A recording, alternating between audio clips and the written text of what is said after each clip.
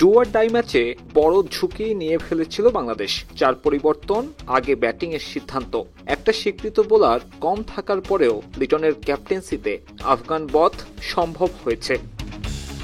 এমন ম্যাচে এত সব রিস্ক মুগ্ধ করেছে সাবেক লঙ্কান ক্রিকেটার রাসেল আর্নল্ডকে। ম্যাচ শেষে লিটনদের প্রশংসা করেছেন সাবেক এই ক্রিকেটার।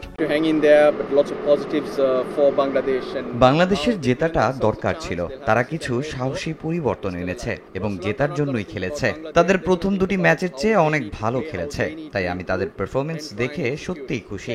ম্যাচে উত্থান পতন ছিল, তাদের টিকে থাকতে হয়েছে, কিন্তু বাংলাদেশের জন্য অনেক ইতিবাচক দিক ছিল। এখন তারা নিজেদের একটি সুযোগ তৈরি করে দিয়েছে, যদিও তাদের বসে অপেক্ষা করতে হবে, কিন্তু তারা এখনো টিকে আছে। আপাতত তার দলের ওপরেই ভাগ্য ঝুলছে বাংলাদেশের। রাসেলের মতে আফগানদের বিপক্ষে এগিয়ে থাকবে লঙ্কান লায়ন্স। প্রত্যাশা, টাইগারদের সঙ্গে নিয়ে সুপার 4-এর টিকিট কাটবে শ্রীলঙ্কা। শ্রীলঙ্কা বাংলাদেশকে নিয়ে ভাববে না, তারা ভাববে তাদের কিভাবে খেলা উচিত, কিভাবে তাদের উন্নতি করা দরকার, এবং সেটা মাঠে প্রয়োগ করার চেষ্টা করবে।